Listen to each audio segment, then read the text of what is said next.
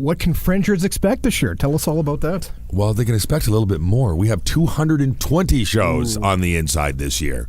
And wow, this thing just keeps on growing, and it surprises me every year it comes around. I keep saying about the Fringe, it's like anything can happen, and it probably will. Right. Some new stuff that we got going on. We revolutionized the programming in Kids Fringe this year around our free sort of programming for families. That's down on it's on the north link of our site, and we've added a couple late nights where we normally run 10 to 6 at the park. We're running 10 to 8 for the Kids Fringe on a Thursday and a Friday, so the working families have a chance to get down.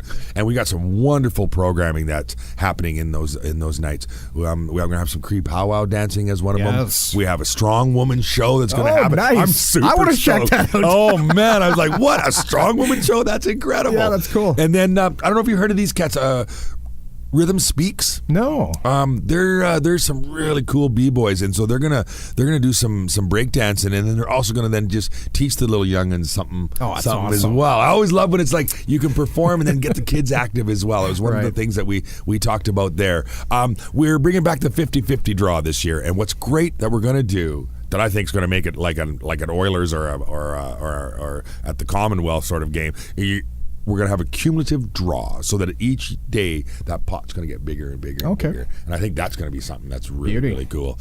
All of our information is online on our new website this year, because before it used to be a festival guide, still an important tool for you to have in your hand, right? But on our website, and this is the one thing I love about it, the website is like, it's new and it's beautiful, but it actually has a random show generator. Oh, is that right? Yeah. So you hit the button and it'll spit out a show, and if you're interested and you click on it, it'll get you the ticket right away, and off you go. So I think that speaks to the kind of fun that you can have when you're down on the grounds. Now, if someone has never visited the Fringe before, what are they missing out on? They're missing out on a lot of different aspects. Like, we have the shows on the inside, so you can come and binge on theater if you come down. But if you actually come down to our site as well, we have some of the best street performers in the world on the outside, and shows going on all day long. People milling about. We got the wine chants activated with some of our best singer-songwriters in our city and in our province. And you can get an adult beverage at any of our 3 North beer tents and eat some really, really good street food. It's a gathering. It's a real celebration of people coming together, and I love that sense of community that happens when it's on. And food is a big part of the Fringe every year. There's so much to taste. Yes, and we make sure that we try to spread that out to where we've got a little bit of something for everyone, and that we got good food. It's not just like taco in a bag. Right. Which, everybody's going to have taco in a bag at one point. Just not every day.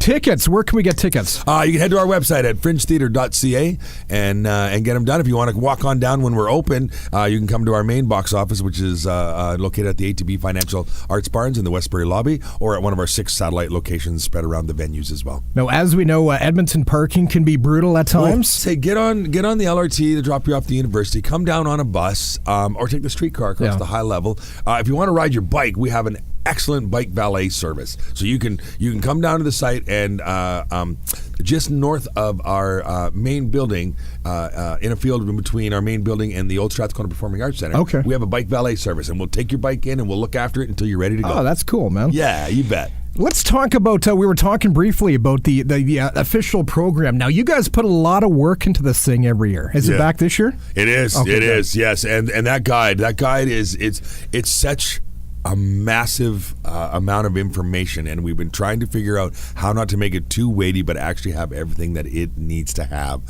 for you to be able to plan your experience when you come to visit us. One of the things we changed this year is that you can go to our website and order it online, and we'll ship it to you. Oh, that's cool. Right, and then of course once we get closer to the festival, we'll shut that down, because by the time you get it, the festival will be half over. So, but you can still get it at coming down and visiting us, as well as at some Safeway Sobeys, and at the Chapters. Right? Yeah, Chapters and Chorus. Now, you brought the anniversary one last year, and it took me about a good week to go through everything. It did, hey? That was such a cool magazine, man. But the Fringe, I know everybody looking forward to this. This is the 36th year of the Edmonton Fringe. Yeah, that's a long time, eh?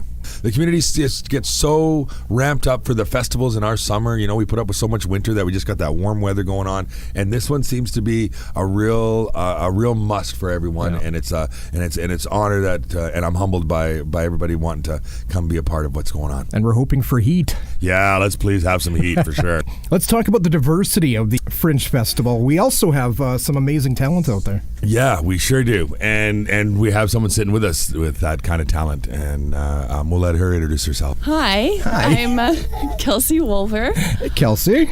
I'm a hoop dancer. Yep. And I'll be participating, teaching, and doing some hoop dance performances. Ooh, nice. How long have you been hoop dancing for? I've been dancing now for almost 18 years. Nice. And you brought your daughter with you, and I guess she likes to hoop dance too, eh? Are you teaching her that? Yes, I am. I sure am. And she's practicing. Excellent. That's awesome. The cultureversity of the Fringe Festival, there's so much for everybody to see, really. Yeah, and you know what? Like, it's such a big event that it's like we have to. I want to open it up. I want to make sure that everybody's knowing that like we need to not only like work and be inclusive. We just need to be inclusive. We just include everything that we can and bring it around and just see all stories that are being represented and told, and and acknowledging where we are, that we are on Treaty 6 land, and that First Nation voice is always the one that seems to sometimes in the diversity conversation even get left out of. Do you know what I mean? Yeah. And I'm like, that's not right. Like, let's talk about culture. Let's talk about art, because they go hand in hand, man. Do you go to the Fringe every year, Kelsey? No, not every year, but I sure would like to be going every year. So let's make it a thing. Yeah, let's do that.